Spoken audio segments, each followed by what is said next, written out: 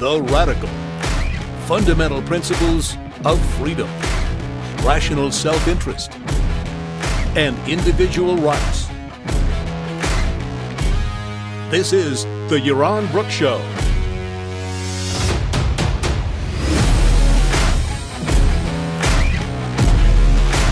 Hi everybody, welcome to Yaron Brook Show on this Tuesday and thank you for joining us. I'm kind of tired today. I got shaken out of bed at 4:30 in the morning by a 6.5 earthquake, 6.5 in the Richter scale earthquake. I mean, the whole building swayed and everything shook and everything. Luckily, nothing fell. Everything was fine, but basically got up way too early because of that. Then 7:30 was shaken again by a 5-point-something earthquake. And it's been like this for like a week. You know, these were the, particularly 6.5 was the biggest of them. But for a week now, we've been, every morning, we basically, what time are we going to get up? Well, whenever the earthquake hits, that's when we get up. I mean, we've been really feeling these earthquakes. So thank you for everybody who inquired about how I was doing, given the news about the earthquake in Puerto Rico. My wife and I are fine and a little spooked. And it's not cool to get waken up when your house is shaking and there's nowhere really to go because you live on a 7th floor. And, you know, in California, you could run out to the backyard. And then, but here there's nowhere to run to. I guess I hope that construction in Puerto Rico, at least of these modern buildings, was hurricane-proof and was well done because it really shook at 6.5. I hate to see what happens when a 7-point-something earthquake hits Puerto Rico. When I moved to Puerto Rico, I knew about the hurricanes, obviously. I did not know about the earthquakes. I thought I was leaving earthquakes behind in California forever. So there you go. Didn't do enough research, I guess. The last earthquake in Puerto Rico to be anywhere close to this strong was in 1918 when a 7.1 earthquake hit Puerto Rico and resulted in a tsunami, which killed about 116 people. So as the left likes to say, Mother Nature is constantly after us, is constantly complaining about what we're doing. There we go. Kyle says, I'm looking forward to your review of Joker. I'm looking forward to Joker coming out on iTunes where I don't have to buy it. I can rent it so I can finally watch it and get you a review of Joker. So I'm hoping that'll happen soon. I've got a bunch of trips coming up, so it'll be great if I can rent it while I'm traveling and watch it on one of my plane rides.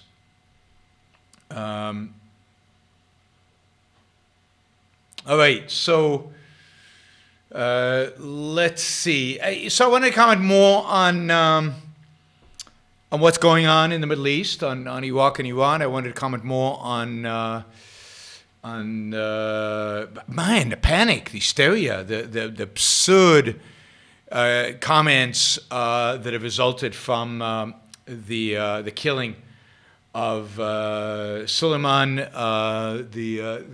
the monster from Iran, both the left and Tucker Carlson and Europeans and people are just apoplectic.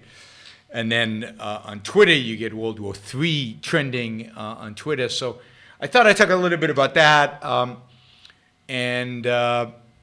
Let me just say, for those of you interested in the Middle East and the solutions to the Middle East, there are 2 books I recommend. The 2 books I recommend are Winning the Unwinnable War, edited by Langiorno, where I have 3 essays in the book, and they lay out the foundations of my thinking on foreign policy.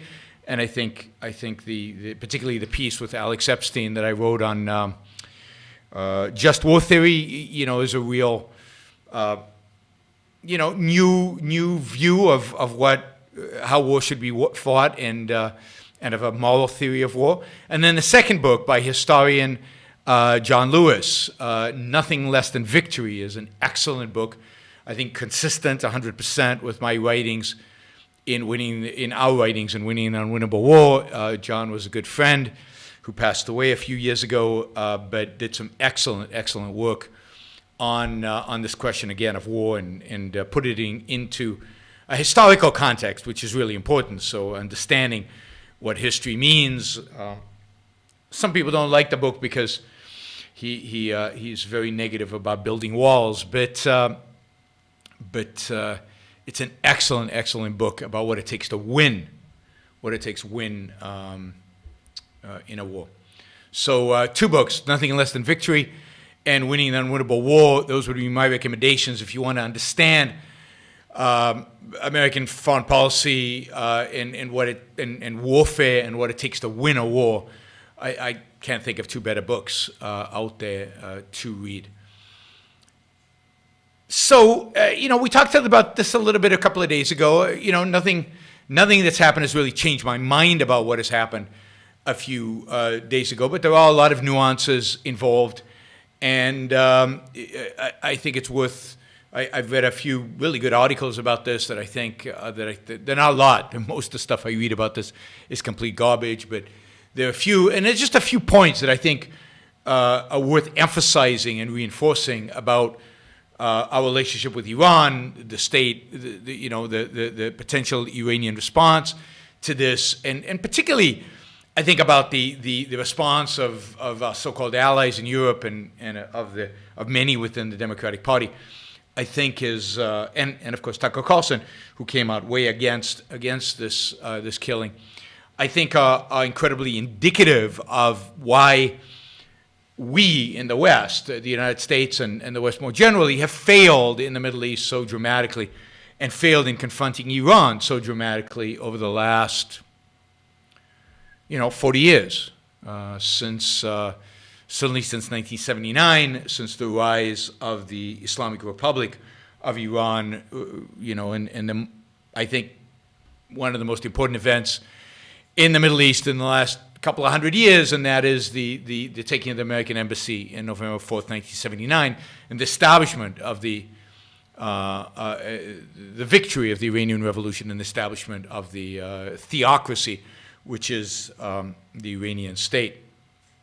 So,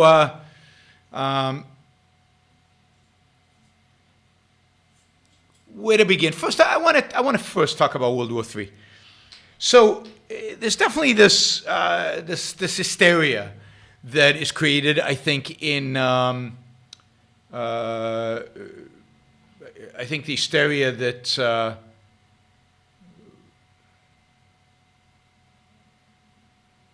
I don't think we know directly from what missiles are we talking about?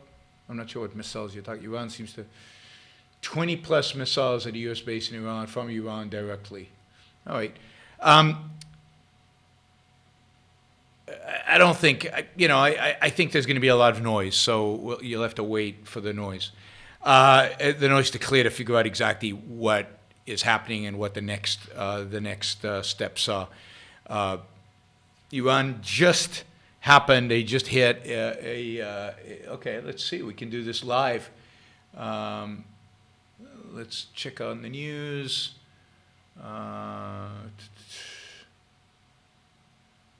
I saw earlier today some missiles hit an American base, but has anybody been killed in this American base? That turns out to be quite significant. Anyway, let's talk about World War III first, because if the Iranians are hitting with missiles now, that would be even more relevant. Let me just make a clear statement about this, and I'll justify it in a second. There is not going to be a World War III. It just won't happen. There's nobody to fight in a World War III. There's no sides here. Iran is not a power. It's not significant. Nobody is going to fight over it. We still live to a large extent in a one power world. There is no military power in the world that can stand up to the United States, not even close. Now, true, in a nuclear sense, China and Russia certainly can threaten us and do horrific things, but they have no interest in doing it. They're not suicidal regimes. Iran has 2 million, somebody said 2 million ground troops that are worthless. You hear it, worthless. Iranians fought one war against Iraq. It took 10 years to a stalemate. They never won that war, and we know what the Iraqi military was worth, very little. Since that war, the Iranians have basically replaced their high-quality American weapons with low-quality Russian weapons and even lower-quality Iranian weapons. Iran does not have a military worth worrying 1 second about. It could be crushed quickly without using nuclear weapons, without using anything like that. Could be crushed easily, quickly, and decisively. Iran is also incredibly poor. It has no resources. The United States could wage an air war against Iran and basically starve it to death. The GDP in Iran, the economy in Iran over the last year has shrunk by 10%. Unemployment is through the roof. There is no Iranian capacity to engage in war. The only capacity Iran has developed and has over the last 40 years, well, I'd say over the last 30 years in the post-Iran-Iraq war. In the post-Iran-Iraq war, the only capacity that Iran has developed is its proxy militias. It controls militias in Lebanon, in Yemen, in the Gaza Strip, in Syria, and in Iraq.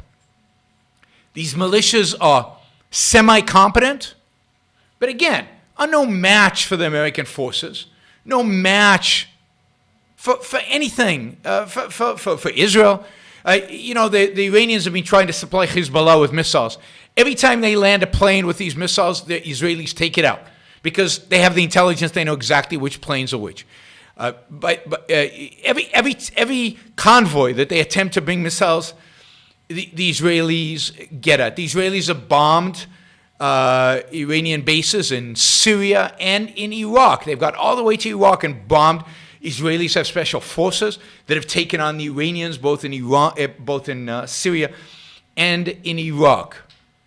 The Israelis indeed stole a whole archive of materials about their nuclear program from right under their noses in Iran and brought it to Israel. The Iranians are militarily incompetent. They have no ability and no capacity to take on the United States or to take on anybody else other than through kind of guerrilla warfare. Right? Guerrilla warfare and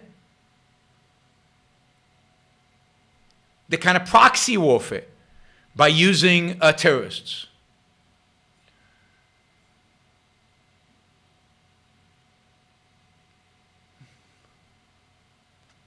Okay, we got missile strikes in Iraq. It sounds like nobody has been killed. They launched 10 surface-to-surface missiles. So what? Again, they have no capacity to actually, I don't know where this notion of the Iranian military force comes from. There is zero evidence in history. Continuing our they breaking have no coverage, weapons. They have no the bulletin we had just a moment ago, they have no U.S. military sources in Iraq on the ground saying an attack from Iran, directly from Iran, is underway to U.S. facilities inside Iraq. National Security the only reason they succeeded in Syria is because the Russians stepped in and helped them out. But the Russians are not willing to really help Iran Brett, out. I'm talking to a well-placed source in the U.S. military on the ground in ridiculous. Iraq. The Russians would have to get involved if there was going to be... That source tells me that these are multiple tactical, ballistic, or cruise missiles that are being fired from Iran at multiple U.S. bases and the Russians are not going to stick their neck out for the Iranians. They are the Russians right don't now. necessarily want Iran to be successful. Any plans to evacuate? The Russians have Remember, allowed there are 5,000 Israel. American troops still in Iraq, and I was told no, we are defending. So expect an American response. This is something that we've been expecting all afternoon. There were Situation Room meetings as well as meetings with top officials here at the Pentagon. There was a lot of chatter, we were told, intelligence suggesting that the Iranians would strike at U.S. bases in Iraq after... Stop! I opened the news story, and today when you open these stupid news stories, this stupid video sounds. So I apologize. That was unprofessional, but I'm trying to stay on top of this story of the U.S. retaliating. Anyway, of Iranians, the Iranians firing missiles at the U.S. Again, the Russians have no interest in helping the Iranians. Indeed, the Russians have stood back, have not intervened, as Israel has attacked Iranian base after Iranian base in Syria, a territory controlled by the Russians, and in Iraq. The Israelis probably flew over Syria to get there. The Russians could have at least tried to knock them down, but they didn't try that. So the Russians have basically stood down as Israel has attacked the Iranians. There is zero chance that Russia would back Iran in a confrontation with the United States. Indeed, I think there's zero chance that Iran wants a war with the U.S. because it knows exactly what would happen. It would get devastated. Not that I think the American military is going to go in all-out war against Iran, but just the United States taking out the loading of oil onto ships, the docks in the Persian Gulf. There are not that many of them. The United States could probably take them out in less than 24 hours, basically crippling the only export that Iran has. Iran has a few worthwhile industries. They could be crippled within the next another 24 hours. In other words, the United States could basically destroy the productive capacity of Iran without going to war, without engaging with the 2 million ground troops, which would never be engaged with the United States anyway, and win it without ever having to engage in warfare on the ground. Iran is in an unbelievably weak position here. And again, the main reason for that is that they have no nuclear weapons. And this is why it is so crucial to prevent them from ever getting nuclear weapons. Because as we can see with North Korea, once you get nuclear weapons, the game changes. Your ability to inflict pain on your enemy multiplies dramatically, even if you're incompetent. Even if you're incompetent, which the Iranians certainly are. So, World War III is an impossibility. It does not happen. I mean, China is not going to side with Iran against the United States. There is nobody who would side with Iran, other than Hezbollah and Hamas and the Syrians. The Syrians won't do anything because the Russians won't let them. Hezbollah could be wiped out by the Israelis. Hamas certainly can be wiped out by the Israelis. You got some Shiites in Iraq, most of whom want to get rid of the Iranians because they don't like the Iranian intervention and the economy is going to hell, and they're blaming the Iranians for the Iraqi economy going to hell. So Iran is not loved by any of these. Oh, and they've got the Hutus in, not Hutus, but anyway, something similar to that in Yemen. Again, incapable of doing anything. So, point one, no World War III. Relax. Point two, Iran cannot mount any significant military challenge to the United States. Cannot. Impossible. It does not have the capability to do it. So this idea of, oh my God, this is going to be an awful war, no. Number three. You know, if you read a lot of the newspapers, if you read the commentary, if you read what people are saying, oh, we just declared war on Iran because we killed a military general in the army. I mean, this is delusional evasion. It is dishonest. It is insane. Iran has been at war with the United States for 40 years. Iran has been killing Americans with no consequences to them for 40 years. Iran is in a state of war with the U.S. Iran indeed knows it's in a state of war with the United States. So killing their general is, the good thing about it, I'd say the main good thing about it, is that it shows the Iranians that now we recognize that they're at war with us. And maybe that'll tell them to step back. They didn't expect this because they don't expect America to ever retaliate in any kind of way. Now, as I said, I don't think this is going to be very meaningful because I don't think Trump has a strategy around this. I might be wrong, but I don't think Trump has a strategy. Somebody says, why am I yelling? It's how I speak. You don't like it, you can turn it off. I don't think Trump has a strategy, so I don't think the assassination is that meaningful. But the one sense in which it is meaningful is that it basically says to the Iranians, yeah, we know you're at war with us. We recognize that this is really a war. We're not evading it as much. Again, assuming that Iran, assuming that Trump has kind of strategy around this, and we'll see if that turns out. Iran can wage a jihad against the United States through its proxies, through a terrorist war. That it can do, and that is the danger. And that's the only threat, legitimate threat it represents towards the United States and its allies. And in that sense, absolutely, they can do that. But that is not a problem if we have a strategy to combat it, if we're willing to take them on, if we're willing to challenge them. As I said, Israel could dismantle the Hezbollah. It could dismantle Hamas. Certainly the United States military, if it wanted to, could take out whatever terrorist groups exist in Syria and in Iraq, where the United States has troops right now. And Iraq, again, as a military force, is insignificant. So I think the danger, again, is not Iran. It's not terrorism, and I've said this since 9/11. The danger is not Al-Qaeda. The danger is not ISIS. The danger is our weakness. Is this just a flash in the pan? We killed this guy. We did something worthwhile finally. Or are we willing to actually stand up? Are we actually willing to defend ourselves? Because if we are, then none of these threats are serious. None of these threats are serious.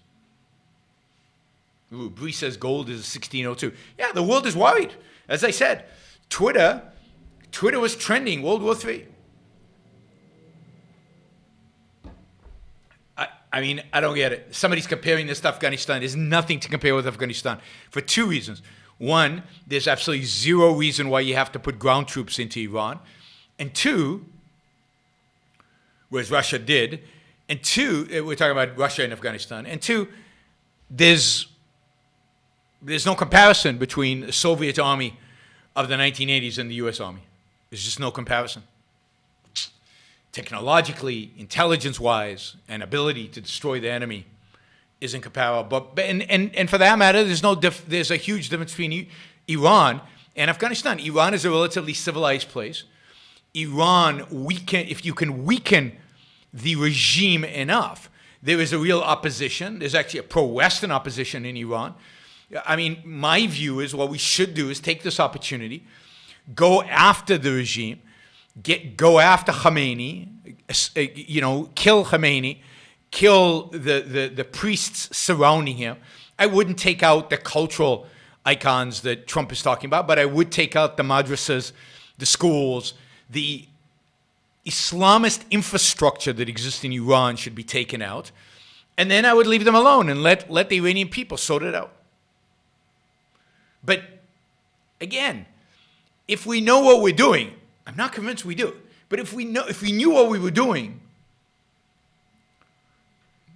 this would not be this would not be a problematic war. This is not something to be afraid of. This is not something to be scared of.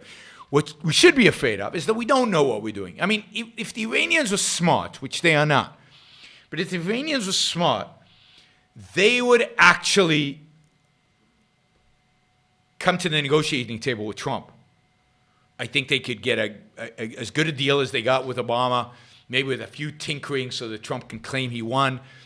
And they could get a good deal where their economy would go back to where it was a couple of years ago, and they could probably ultimately develop weapons, nuclear weapons on the side.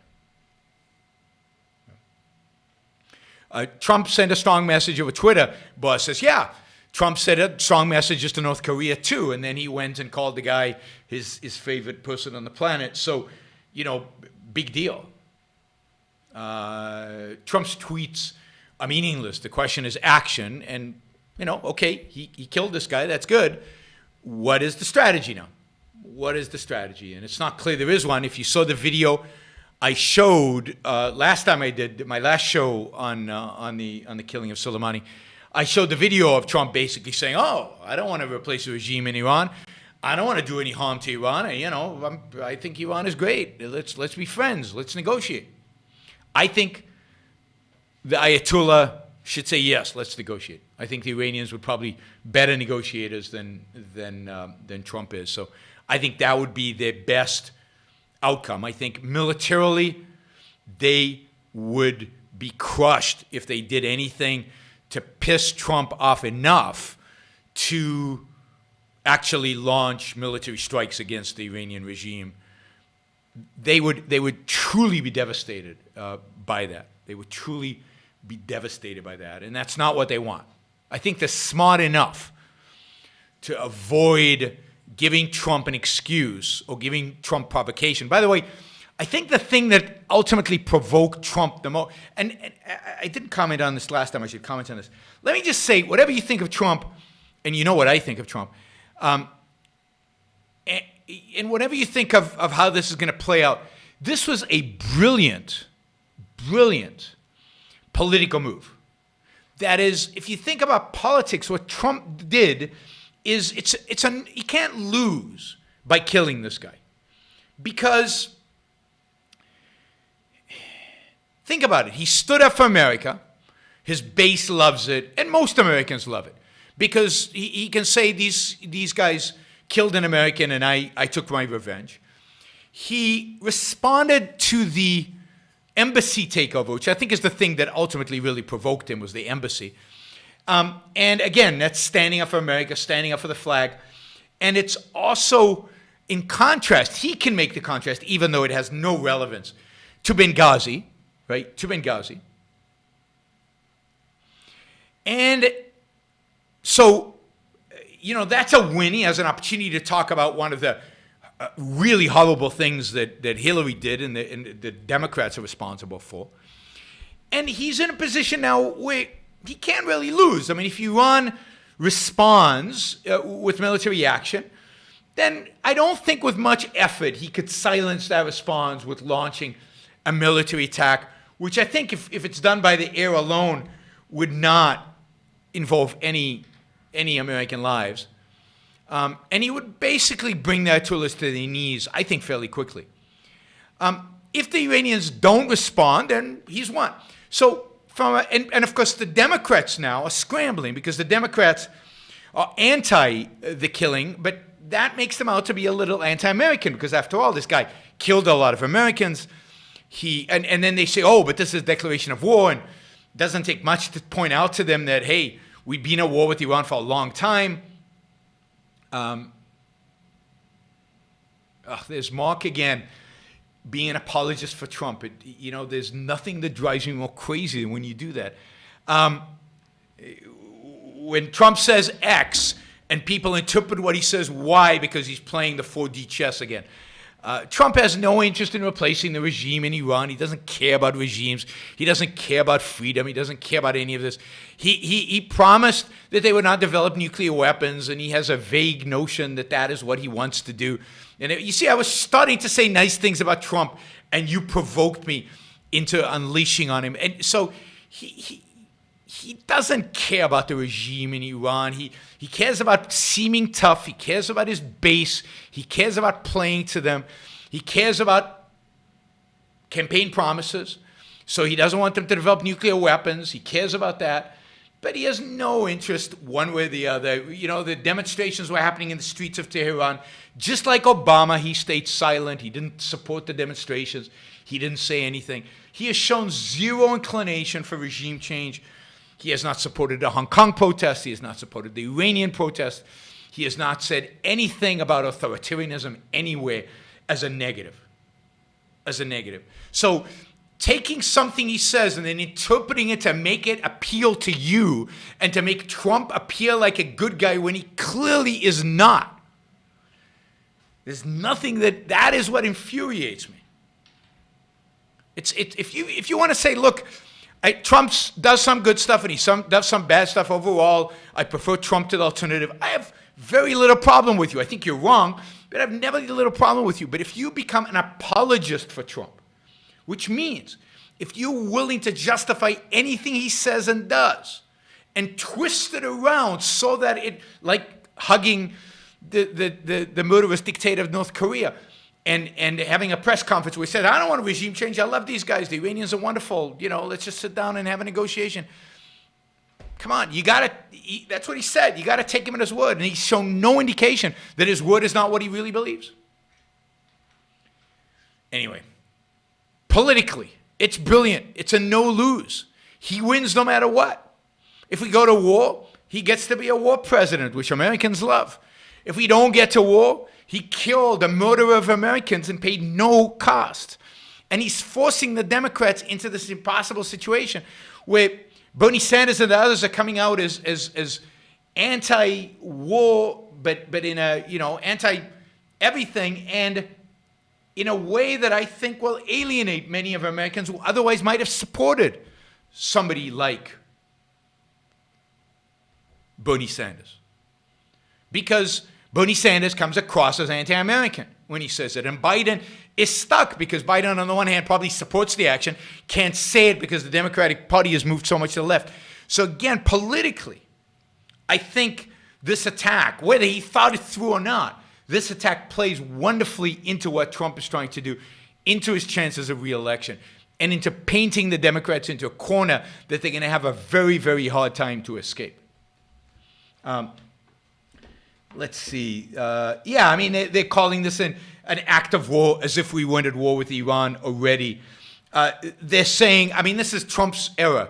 So one of the errors the Trump administration made was they said, we had to kill this guy because there was intelligence information that there was imminent danger to American lives. No, there wasn't.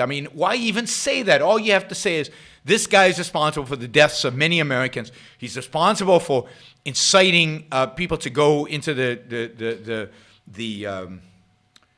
embassy, which is in itself an act of war, attacking an embassy. He is responsible for the death of the American contractor. He's responsible for the death of hundreds of Americans in Iraq. We killed the bad guy. By the way, Iran's been at war with us for 40 years. What are you upset about?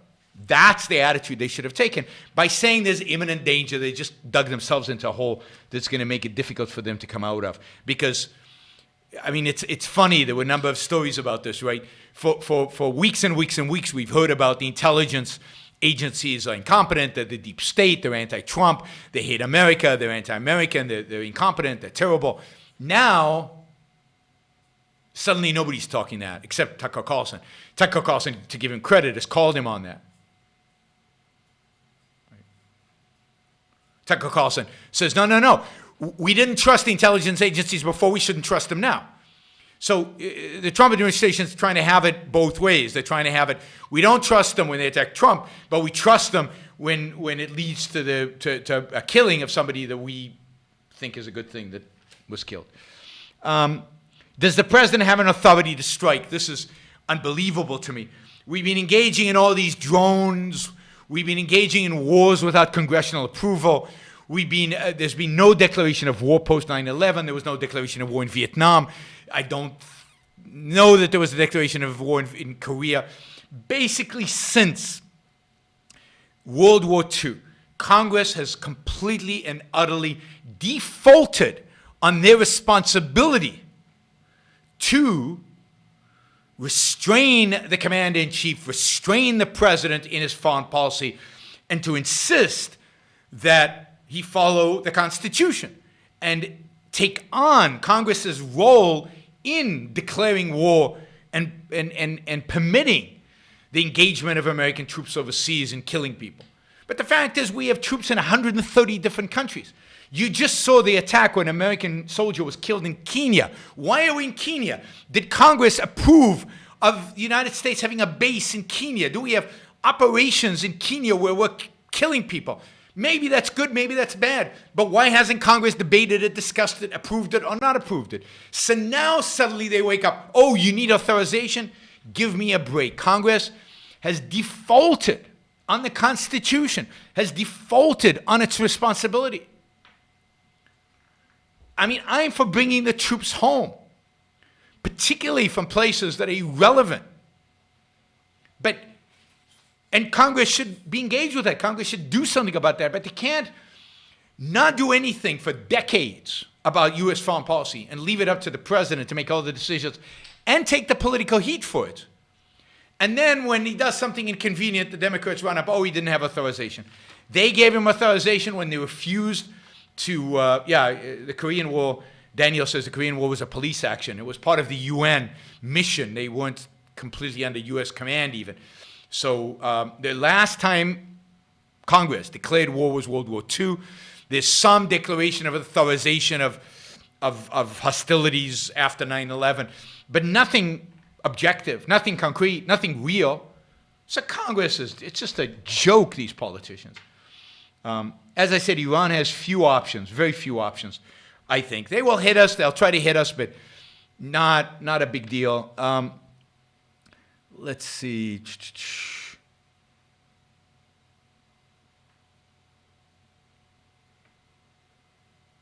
Yeah, I mean, I think what's going to happen is Iran will try to use its proxies.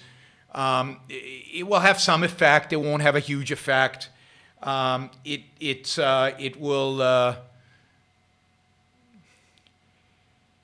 It is not going to be a major or serious challenge, I don't believe, to America if we are actually willing, if Donald Trump's tweet is true, and we're actually willing to confront them if they attack America.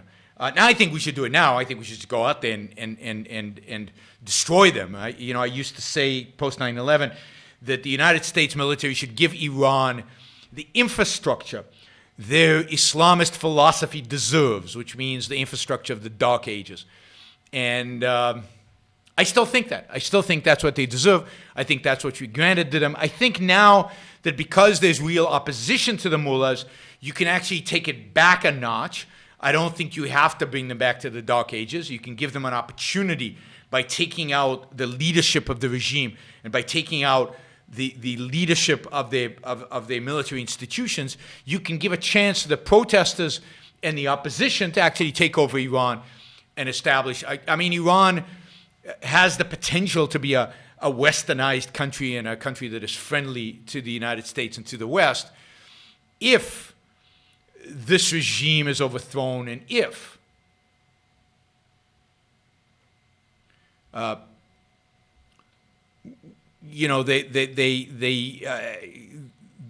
pro-Western elements within Iran take it over. All right, let's see. Anything else? Let's see. We've got a bunch of questions here. Let's see if anything first. Let's see if any of the questions relate to the topic. A debate between me and Scott Horton. I don't know who Scott Horton is. Would be very interested. I think you're mistaken on the Middle East, and you're advocating really evil policies. All right. I don't know who Scott Horton is, and I'll debate almost everybody, but not everybody. So until I know who he is, I'm not going to commit to debating him. But again, read my books. If you think they're evil policies, then fine. You're wrong. Why don't the objective community send a clear support message on Trump's achievement and clear message that condemn the Democrat response to the matter? I just did. It's not a great achievement to kill this guy. Anybody could have done it. And if it doesn't have a strategy behind it, then it's, as I said, and I continue to say, it's a meaningless action without a strategy. So to kill somebody without strategic meaning, I mean, good that he's dead, but it doesn't rise up to, I need a state. I think the Democrats are pathetic. I just condemned them. So hopefully that satisfies that part of it. But the reason is that Trump does not deserve anything from the objectivist community. He is an awful president, and just the fact that he did something positive out of context, out of strategy, does not make him deserving of a positive response. I mean, I've often said it's good that he cut taxes, it's good that he deregulates. These are concrete things in which his actions were good. It's good that he assassinated this guy. It's good, but to rave about him is silly. That would take out all the context of who Trump is and what he does. Are sanctions an act of war? No, I don't think they are, although they are very close to an act of war. That is, I don't think one should sanction a country unless one views that country as an enemy. It doesn't mean that you're going to engage in warfare with that enemy, but they are an enemy of yours. So, for example, when we thought Cuba, I don't believe in sanctions on Cuba today because I don't think Cuba is an enemy anymore because it doesn't have the capacity to be an enemy. But when it was a potential real threat to the United States, sanctions were justified. Invading it was optional. I mean, that was a strategic decision at the time whether to invade it or not. But certainly sanctions were justified. The same with the Soviet Union. Now, Ayn Rand actually viewed the sanctions on Japan pre-Pearl Harbor as instigation for the Japanese to do Pearl Harbor. Not that she justified what the Japanese did, but it's sanctions are something very, very serious that you only do if you view a country as an enemy. That's why I don't believe, in sanctions. I do believe in sanctions in Iran because I think Iran is an enemy. I do believe in sanctions in North Korea because I think North Korea is an enemy. I think that's pretty much, and I believe we should sanction Saudi Arabia because I think it is an enemy. So it's close to an act of war, not quite an act of war. And of course, the only reason to sanction somebody is when you view them as an enemy, and the only reason to view them as an enemy is because they're hostile. So the war started with Iran. The war started with North Korea. They are the instigators. So sanctions are a response to the initiation of force by them originally. It sounds like Iran really did retaliate on an American base in Iraq, but it sounds like there are no casualties on the American base, at least last I looked. So, whoops, we don't want that. I'm just going to refresh my Google News feed to see if there's anything new. More than a dozen missiles into Iraq targeting U.S. coalition forces. Pentagon says 10 rockets hit air base in Iraq where U.S. are located. It'll be interesting to see if any Americans were hurt and then to see what the Trump administration's response to this is. My guess is that if no Americans are killed, then Trump will not respond with force. Somebody says 20 people are killed, but non-proven sources. So I think we should wait and see. I think if no Americans have died, Trump will do nothing. If Americans have been killed, then it will be a real challenge for the Trump administration. What are they willing to do? I'm sure the Iranians claimed responsibility. They feel justified. The West, most part, thinks they're justified. The Democrats, the Democratic Party thinks they're justified. How Trump will respond will be the key. And that will very much, I think, depend on whether people have died or not. One of the real questions you have to ask the Americans, in terms of American strategy, is why American base is not protected with missile defense systems. Why are there no missile defense systems protecting American troops? And isn't that, right? Isn't that a failure of the American military to protect our own?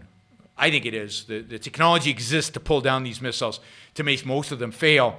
Why are we not deploying that technology in places where there's a missile threat to American troops. I'm not sure. I think they're deployed in South Korea. Why are they not deployed in Iraq already? Why was there no anticipation of Iran becoming a threat? Again, I think there's strategic failure on America's side through and through. I was under the impression that regime changes do not work, but I really don't know. Can you make the case for me? Sure. Germany, after World War II, was a regime change. Japan, after World War II, was a regime change. It depends what you mean by work. If a regime change can work to turn a place into less of a threat to the United States. If the United States had gone into Afghanistan after 9/11, killed as many Taliban as possible, blown the Taliban to smithereens, killed as many Al-Qaeda as possible, in the early days without even concerning ourselves with who and what, just blowing them up, and then left, then there would have been a regime change in Afghanistan, and Afghanistan would have been less of a threat to the United States. You know, there have been multiple regime changes in history that have led to greater peace, and it depends how you do it. So again, I encourage you to read Winning the Unwinnable War, which talks about this, but also John Lewis's book, what was it called? Nothing Short of Victory? What was the title again? I hate when my memory fails me like that. I know it was in the comment section here. John Lewis's book, title, somebody give it to me. Anyway, those books lay out when regime change work. And regime changes work when you bring a regime to its knees, when you convince the people that that regime is a failure, is a complete, nothing less than victory. Nothing less than victory. That is a great book which makes the case for regime change. And again, Winning the Unwinnable War, edited by Ilan Journo, makes the case for the same thing. So, nothing less than victory. Regime change absolutely works. It just has to be done right. Regime change in Iraq didn't work because it wasn't done right. We didn't bring the Iraqis to their knees. We let them write their own constitution. We basically imposed tribal rule on them. Instead of creating a federation in Iraq, we let the Shiites, through democracy, through a democratic process, basically take over the whole country and screw the Sunnis. We handed over the country to the Iranians through this. So it's a complete and utter disaster the way the Bush administration engaged in regime change. But there are proper ways to do it and there are improper ways to do it. And there are also ways in which you could pacify a regime by changing it, not necessarily bringing about peace for all time, but at least pacifying them, pacifying the threat. Was Trump motivation in killing Soleimani the hope of winning 2020 election? I definitely think that factors into it. I think he knew that it would play well with his base. I think he's a good political thinker, so he knew that it would be difficult for Democrats to respond to this. I also think that he's impulsive, and I think he realized that if the last word with Iran was the pictures of the U.S. embassy being attacked by the Sunnis motivated by the Iranians, if that was the picture, then he would be accused of being weak. He would be accused even by Democrats of weakness. So it is only, he had to respond to the embassy takeover, particularly because of Benghazi, because of the history with the takeover of the embassy in 1979. That was something he could no longer just sit back on. So he had to respond, and I think the combination of the need to respond to the embassy and his political calculations made it something obvious for him to do.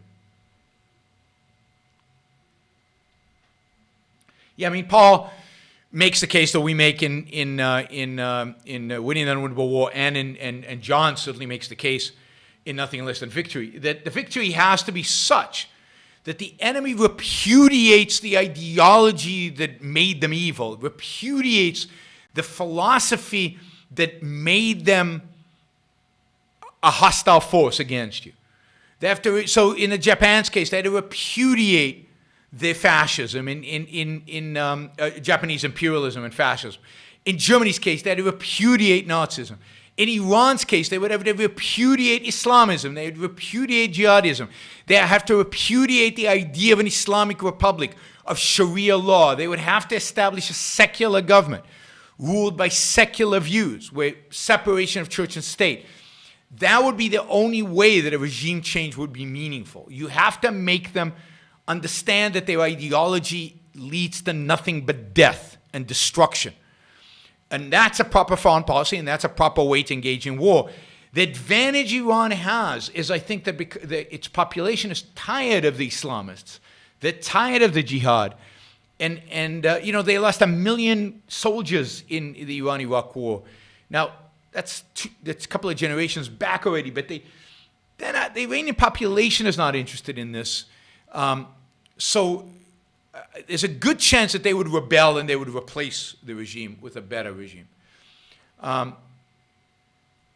Iran's best bet is for a Democrat to win in 2020. I don't know exactly what that means. I don't know that. I don't know that Hillary Clinton would have been appeasing of Iran. I mean, Hillary Clinton's certainly accused by the left wing of the Democratic Party as a warmonger. Iran's best bet, in my view, is to sit down and negotiate with Trump. That, in my view, is their best bet. Because it's always the case that when the right cuts a deal, that deal will be enforced by the left. When the left cuts a deal, the right doesn't necessarily enforce it. So your best bet is to cut a deal with the right. And by cutting a deal with the right, by cutting a deal with somebody who's viewed as tough, you basically pull the rug from any opposition to it. So if Iran can cut a deal with Trump, nobody's going to oppose it. There's no opposition to it. Because nobody's to the right. Nobody's to the more America first than Trump is. I mean, I am, but that's nobody, it's not a big enough constituency.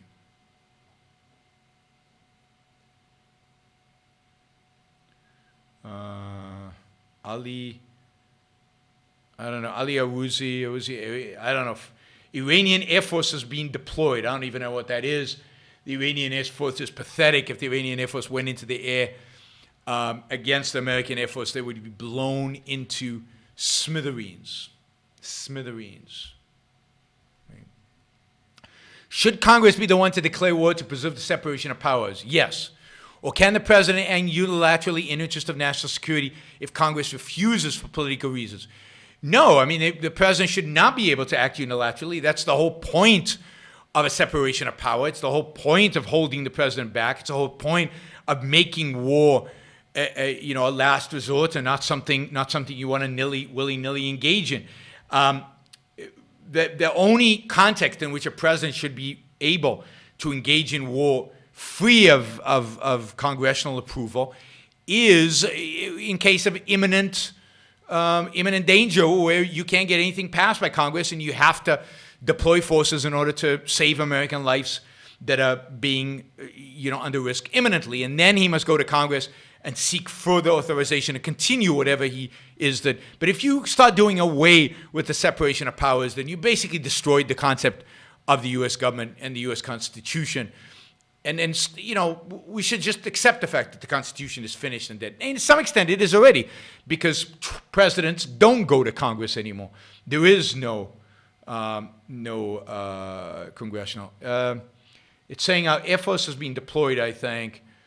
Right? It's hard to tell who's being deployed. But if missiles hit a U.S. base and there are casualties, then I wouldn't be surprised that the U.S. Air Force is being deployed and the U.S. Air Force is taking out some Iranian targets. So that would not surprise me at all. Should foreign policy be retaliation against initiation of force by the total elimination of all objective threats to its supporters? Retaliationism, yes. I mean, that's one aspect of foreign policy. I think there are many aspects of foreign policy, but military foreign policy, the aspect of foreign policy that is fundamentally military, is the military should be deployed to eliminate all objective threats. That is the only context in which the military should be deployed. It should be basically based in the United States. It should be deployed to wherever it is necessary to eliminate threats to the United States and then step back. It wasn't Hillary Clinton's State Department that drafted the Constitution for Iraq. It was Bush's State Department that drafted that. That was under George Bush. It was not under Hillary Clinton. It was not under Obama. The Iraq Constitution, I'm not sure about Afghanistan, but I'm pretty sure that's true of Afghanistan. Certainly Iraq was drafted under the Bush administration, not the Clinton administration. I don't think there was much difference between Bush and Obama. Obama was just more subservient, but I don't think there were huge differences in foreign policy between them and between them and Trump in the end. I think they all have very similar foreign policies. I mean, remember Trump drew the red line on nerve gas and chemical weapons in Syria, and he walked back from it just exactly the same way as Obama did. But no, the Constitution in Iraq was written, deployed, helped with the neocons in the Bush administration, and I'm pretty sure the same is with Afghanistan. I mean, in Afghanistan, the Bush administration is the one who chose who would be president of Afghanistan. It was Bush who proceeded over the elections in Afghanistan and over the whole establishment of the regime in Afghanistan. Never challenged what they did, never challenged the warlords that got in there. I mean, you guys should really read, I did a show on this, the Washington Post transcripts of all the interviews with people in Afghanistan, and what an unbelievable, unmitigated disaster Afghanistan has been since the early days under Bush, under Obama, under Trump, and how we've been lied to by politicians, by generals, by commanders, by diplomats, by everybody about Afghanistan. And I mean, it is one of the greatest scandals in American history. Over 1,000 American lives and probably $1 trillion have been wasted over there, and yet nobody seems to care. Americans seem to have zero interest in the story. It was one of the most important stories of last year, the revelations about what people really thought was going on in Afghanistan. Of course, some of us knew that anyway, but the fact that the administrations knew it and didn't do anything. Somebody says, we want you to say it's okay to vote for Trump. That will never come out of my mouth. I will never say it's okay to vote for Trump. I won't tell you, depending on who the Democrats put up, I might not tell you not to vote for Trump, but I'm generally not going to tell you who to vote for. I'm going to criticize everybody I think needs to be criticized. And you will then have to objectively analyze the information you have, assess my point of view versus all the other data you have, and choose for yourself. I'm not going to tell you who to vote for.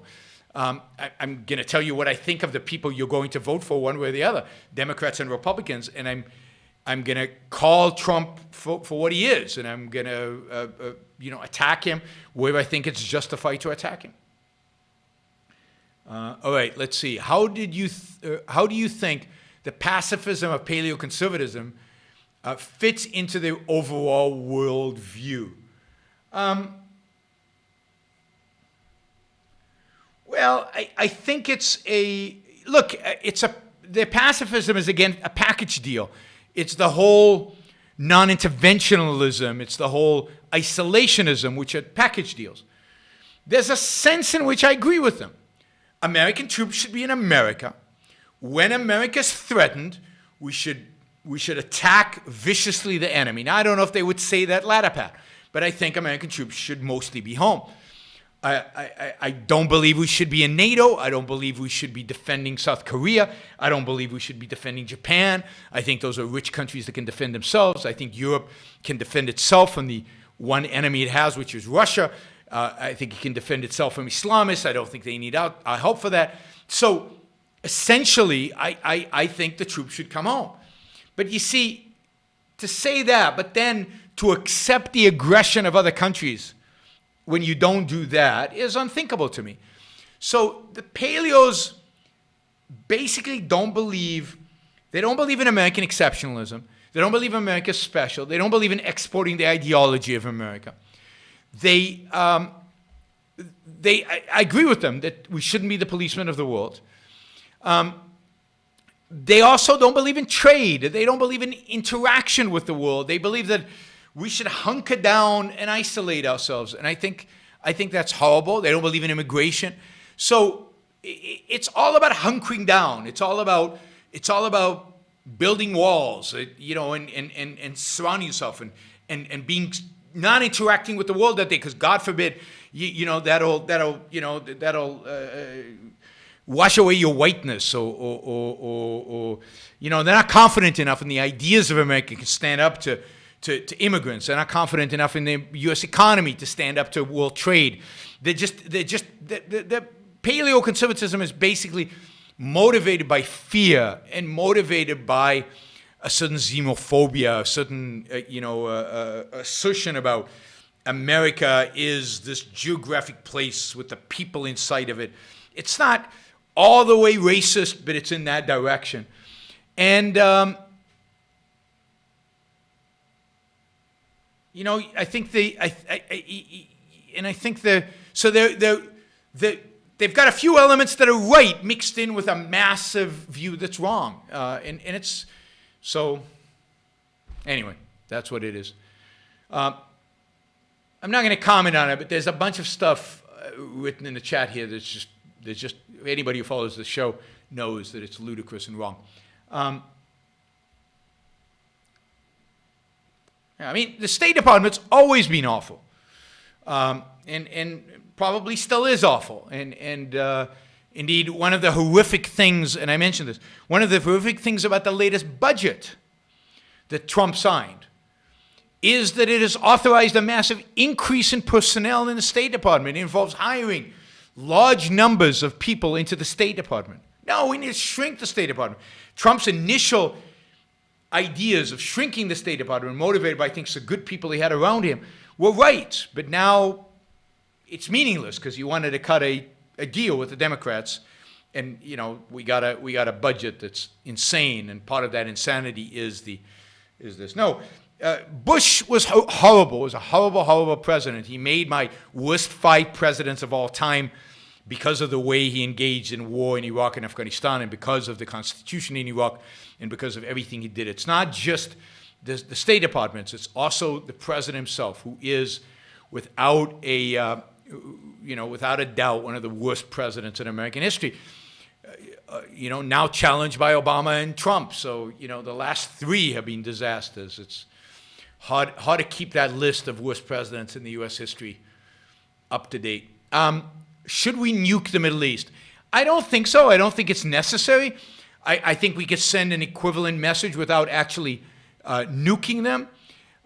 So it certainly is not, it's not a requirement to nuke the Middle East. I think what we need to do is we need to take out our enemies in the United States, and I've clearly articulated who those enemies are.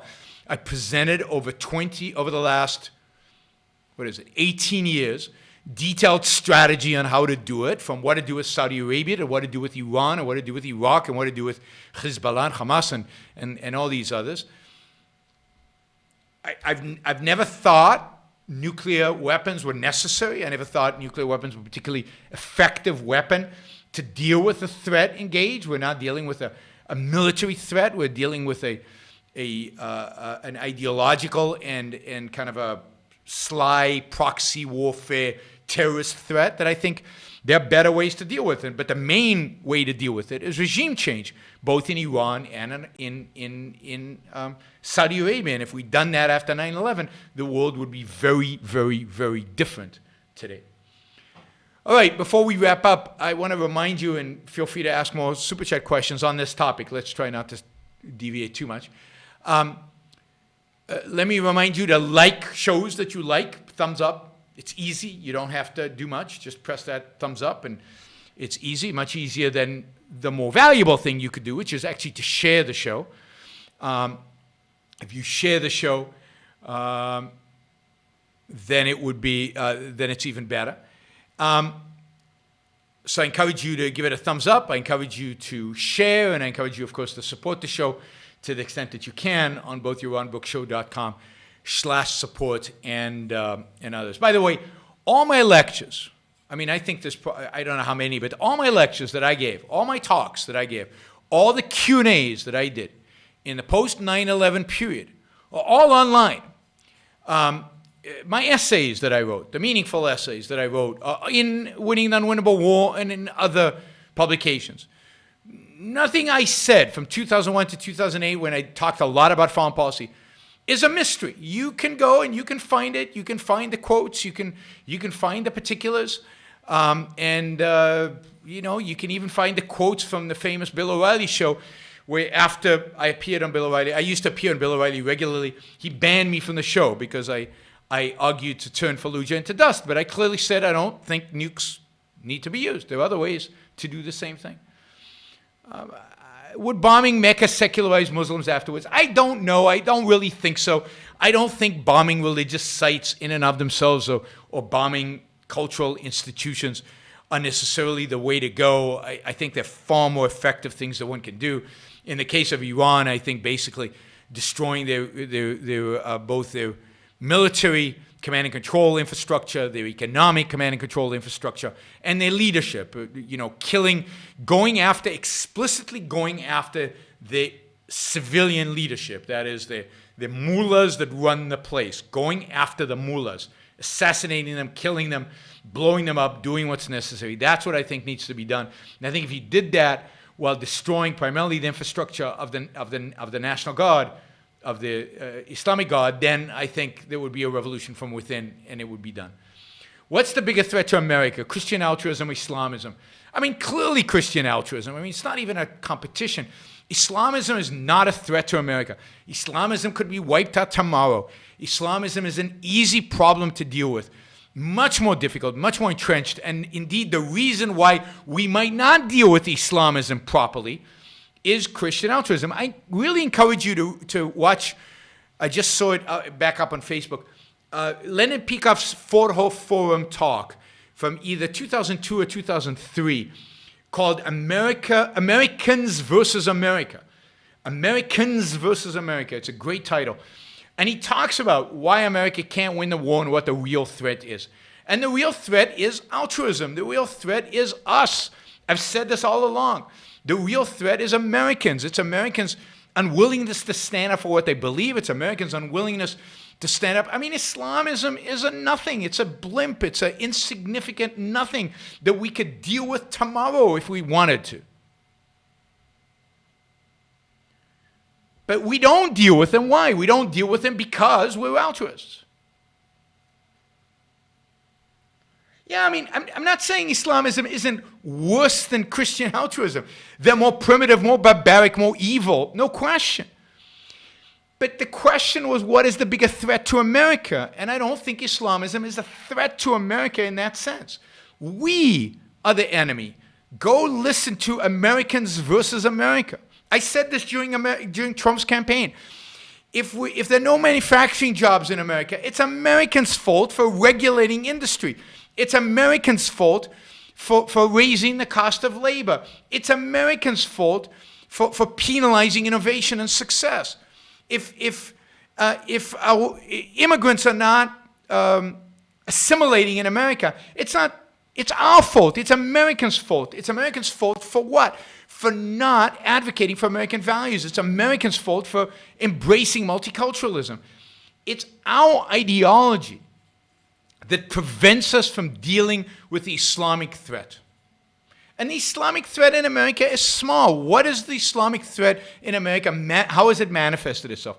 Since 9/11, I mean, the number of terrorist attacks and the severity of the terrorist attacks has been, relatively speaking, minute. Now, there's no justification for any of them, and they're all avoidable. But to make that the main threat to American civilization is ludicrous. The main threat to American civilization is the Republicans and Democrats. It's progressivism, if that's even a set of ideas. It's the nihilism of the left and the nihilism of the right. That is the real risk. Islam will never take over America. Islam will never manifest itself. Do I remember 9/11? Do you know how much I've spoken about 9/11? I said, since 9/11. You guys are nuts if you think that Islam is going to take over the United States. You're just insane. You really don't know what you're talking about. You have no concept. I mean, Israel, this tiny little country of 6 million Jews, well, maybe 7 or 8 million Jews, surrounded by hundreds of millions of Muslims. I don't believe Islam is a threat to Israel. The threat to Israel is internal. The threat to Israel is, are they willing to defend themselves? If they're willing to defend themselves, I agree that 9/11 is enough. I have advocated for regime change in Saudi Arabia and Iran because of 9/11. It's just mind-boggling to me how you're distorting what I'm saying and you don't get what I'm saying. I'm for taking on the threat. How should we take on the threat? By rejecting Christian altruism and going out there and destroying the enemy. What's preventing us from destroying the enemy? What's preventing us from preventing the threat from manifesting itself in the United States is Christian altruism. But what the threat to Israel? The threat to Israel is Israelis who don't want to go to war. It's Israelis who are afraid of offending the West. It's Israelis who won't invade Gaza and crush Hamas. And who is preventing Israel from doing that? Christian altruism. In a Jewish guise, but it's still Christian altruism. I mean, you guys are nuts. There is no threat. The United States is the mightiest military force in human history. Secular altruism is a problem as well, but secular altruism is inspired by Christian altruism. The source of the kind of altruism we're talking about, the kind of self-sacrificial altruism, is Christianity, whether you like it or not. That's the source of it.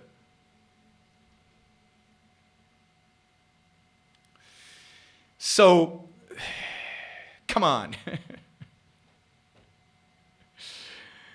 It's truly absurd, the fear that, I mean, it's the same thing as World War III. There's not going to be a World War III, and Islam is not going to win. Islam is not going to win. I mean, I've said this before. Before Islam wins, there will be concentration camps in Europe, and they'll wipe out the Muslims in Europe. There's no way that Western countries are going to let Islam win. Now, I don't think that's a good outcome, but there's no question in my mind that at some point Europe will wake up and wipe out the Muslims if Islam is a threat to them. Islam will not win this battle. The threat to the West is our own intellectuals. It's our own altruism. It's our own unwillingness to stand up and do what's necessary to win this war. How is Israel's constitution? Israel does not have a constitution. Israel does not have a constitution because it cannot come to an agreement about one fundamental main issue, and that is the separation of church and state, separation of religion and state. And because that issue is irresolvable, they have chosen not to have a constitution. They have something called basic law, but it's a joke. Israel is a very, very flawed country. It's got real big problems. But the primary problems Israel has are all internal. It's not external. Reread Anthem. Defeating America would require reason, science, and technology. Defeating America would require reason, technology, science, and technology. Islam promotes none of these things. Excellent point, Daniel. The only way to defeat America is for America to commit suicide, and that's exactly what we're doing. So that's going to happen. And Anthem is the outcome, is the end of such a suicide. But the United States, it will commit suicide, but it's not. It's just like. It's not that the barbarians defeated Rome, historically. And this is where you should read John Lewis. It's not the barbarians defeated Rome. Rome defeated itself. Rome committed suicide, and the barbarians were there to pick up the spoils. It was Rome that defeated Rome. It is America will defeat America. It is, by the way, Rome was weakened by what? Anybody know why Rome fell? It was weakened by Christian altruism. Yes, Noam Chomsky is more dangerous than Islam, than an Islamic preacher, is more dangerous than an imam. Because Noam Chomsky weakens the resolve of Americans to fight, weakens the resolve of Americans to adhere to their philosophy, to adhere to our principles, to adhere to our constitution, to adhere to our culture, to our civilization. And that weakness is far more dangerous than any external threat is. Somebody said that I shouldn't say how dare you. Of course I'm going to say how dare you. When I think you're ridiculous or ludicrous on the chat, I'm going to call you for that. Islam can take the spoils, but it's not the threat. This is what drives me nuts. Sure, who cares who takes the spoils? Does it matter what the religion of the barbarians who take over is? It doesn't matter. They're barbarians. What matters is who defeated you. And who defeated you is you. So the enemy is you. The enemy is our ideas, the people within our country, not the people outside. This is not, if you want to wage a battle, you should wage a battle internally. And even when you face the battle of Islamism, what you want to wake Americans up to is not, you should hate Muslims, wipe them all out. You should wake them up to, you should love America, and you should want to defend America. And you should want to defend America in the name of America, in the name of American values. And hey, yeah, there are these Muslims pests who we need to fight.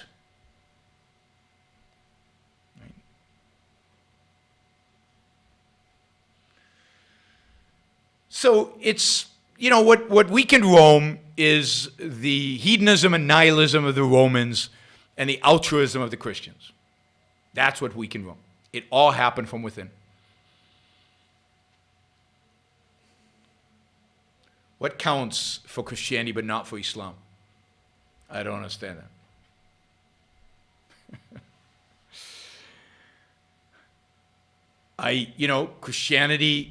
Christianity, it doesn't count for Christianity, but not for Islam. No, Islam is an evil ideology. It's an evil religion. But Islam is not a dominant religion in the United States. Christianity is. Islam is not guiding the future of the United States. Altruism is. Islam is not a force to be reckoned with in the halls of power in the United States. Christianity is. Islam does not have a majority of the voting public in the United States of America. Christianity does. Every United States president does not put his hand on the Quran and swear allegiance to the Constitution through God. It's not the Quran, it's the Bible. And he swears allegiance to a Christian God. So Christianity has a huge impact in America. Islam doesn't. Islam is a threat, but it's an easy threat. Christianity is a threat, and it's an impossible threat. We can't win this one. That's my point. I'm not saying Islam is better than Christianity. That would be ludicrous.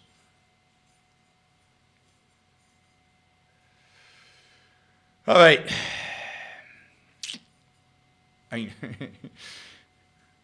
Regime change, where's regime change coming?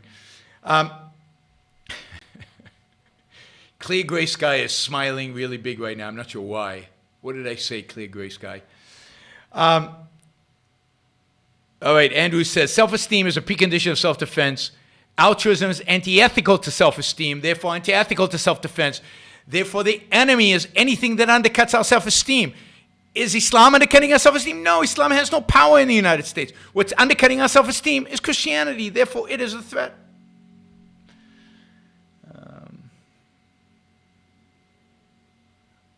I know what Islam has done.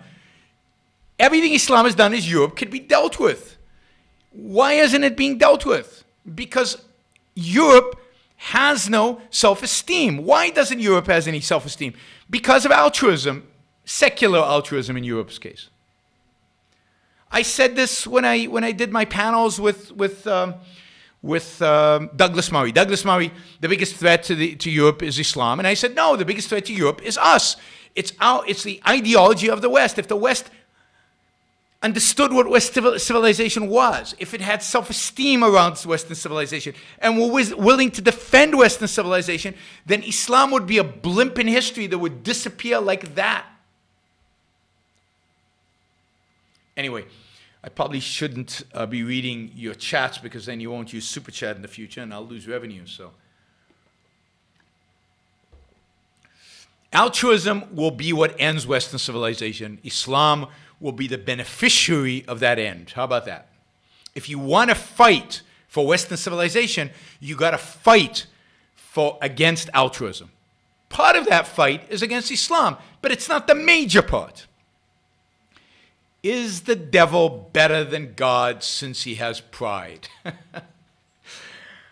Well, since neither exist, it doesn't make any sense. But I said this in a previous show. There's a great little novel not great, but one I enjoyed a lot, by Robert Heinlein, and I unfortunately don't remember the name of the novel, where everything in our world is basically a battle between the devil and God. They're two brothers, and they're fighting over, we're just a game to them, and they're fighting over. And the devil is much cooler than God, much, much better, has much more self-esteem and pride. And indeed, hell, in Heinlein's telling, is a much more interesting, fun place than heaven, which is basically boring and dull. Upton writes, what do you think of Trump breaking the norm of informing Congress before carrying out such attacks? I think it's probably wrong. I think he probably should have at least told select people within the intelligence committees. But again, I think that Congress has defaulted in its responsibilities with regard to foreign policy to such an extent that this doesn't surprise me. In a sense, Congress has been asking for it. And what really we need to return to is the constitutional order in terms of a relationship between the president and Congress when it comes to foreign intervention. And until we return to that, none of this really matters that much. Are women more altruistic than men? Did granting women the vote accelerate the movement to the left? No, I don't think women are more altruistic than men. I think actually men are more altruistic. Men take their altruism more seriously. Did granting women the vote accelerate the movement to the left? Maybe. I don't know enough about it. I think the movement to the left was caused and accelerated by our intellectuals. I think that sending out kids to Robert Heinlein, sending out kids to universities in Europe during the late 19th century, early 20th century, Harvard and Yale and Princeton hiring European professors into those universities in the early part of the 20th century. I think that's what led to accelerated the movement to the left. I think whether male, female, I don't think had a huge impact one way or the other. And for a long time, I think, unfortunately, women just voted for what their men told them to vote. And the other thing that accelerated the movement to the left is the weakness and pathetic nature of the right. All right, Daniel says, I've been told that attacking Iran is a mistake because even if the current regime is defeated, there is no guarantee that its replacement will be preferable. What is the proper response? Proper response is if the replacement is not preferable, then you take them out as well. That is, that the point is that you will take out any regime that you deem a threat to the United States. You're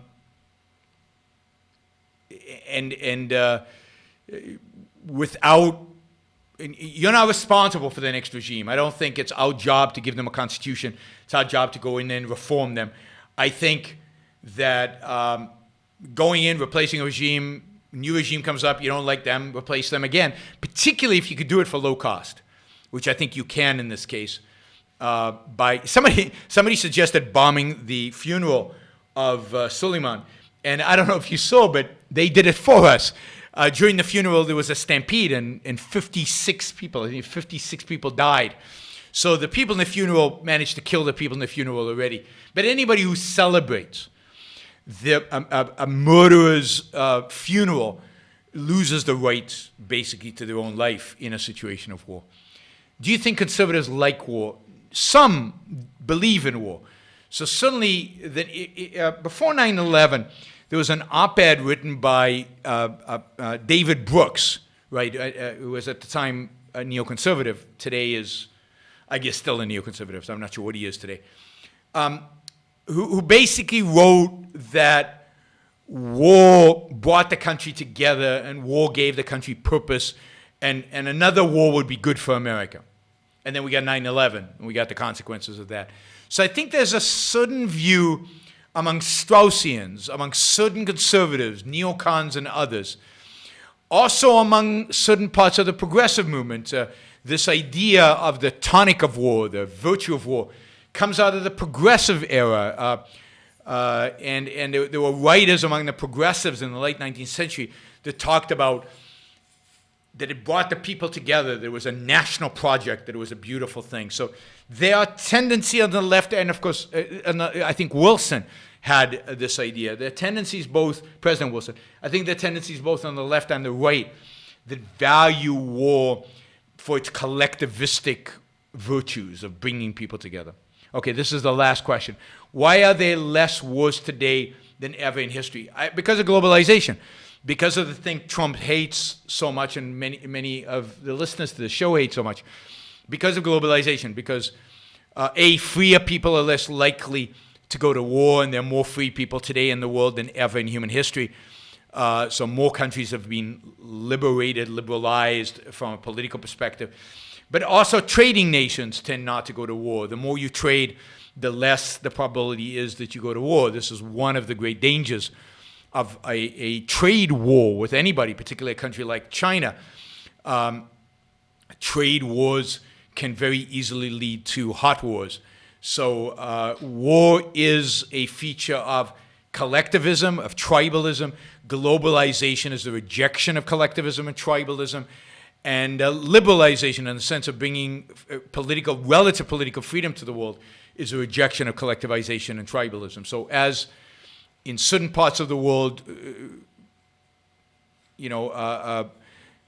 tribalism and collectivism have been in decline.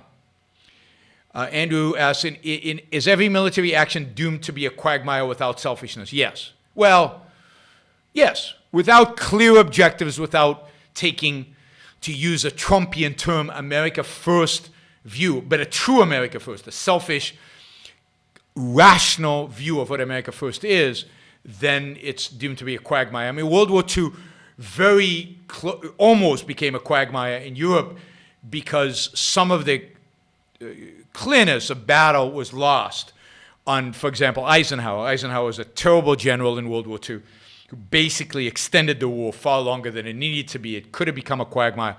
But, luckily, Germany was so depleted by fighting a two-front war that it's just a matter of time before it collapsed.